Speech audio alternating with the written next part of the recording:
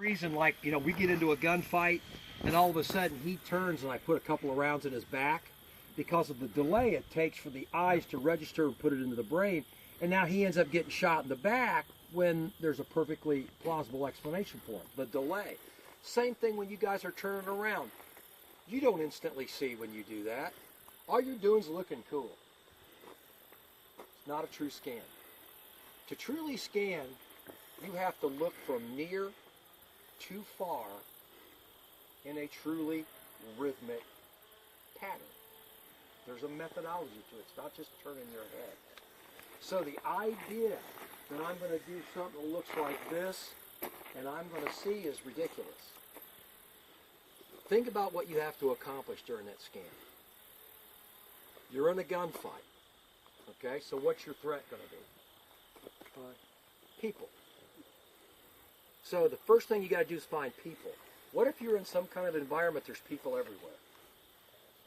Now we got to isolate the suspicious person, the person that doesn't fit. So you're in the shopping mall parking lot and you're looking around, people are screaming and yelling everywhere. You're looking, what are you looking for? You're looking for the people that's not doing what the rest of them are doing. Duck behind a car. The guy that's standing there looking at you, or he's not moving, he's not panicked. Suspicious guy. So people, suspicious people. Then we have to look for hands or lack of hands and weapons. That's a lot to see. You're not going to do that in something. That's hocus pocus. That's wishful thinking.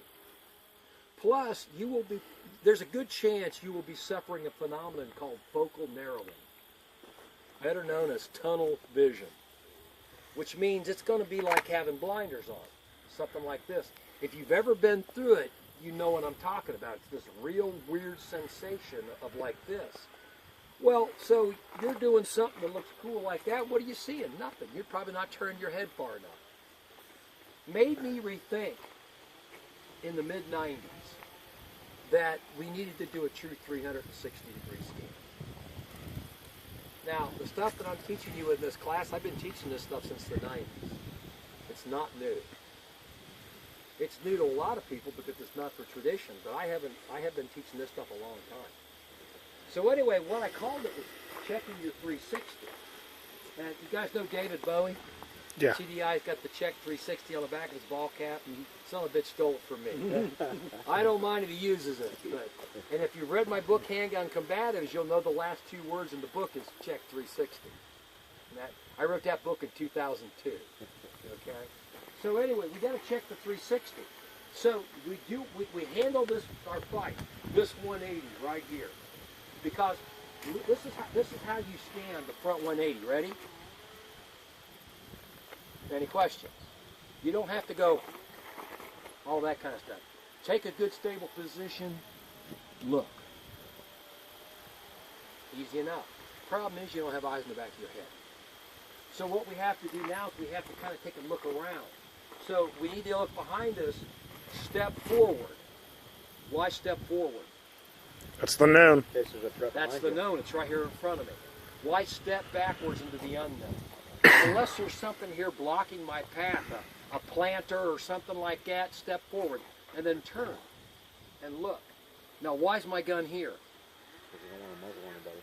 You don't want to muzzle non-hostiles, right? You don't know who's what and where. You got to evaluate that.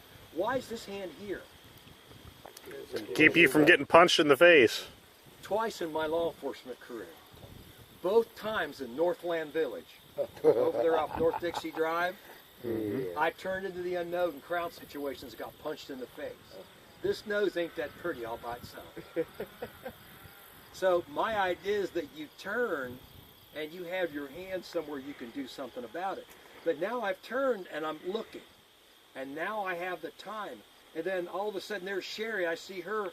I can complete my draw stroke or whatever it is I got to do, or go back here and take it all the way around if I have to. Now, usually what I'll get is the internet lug nut fucktard dumbass.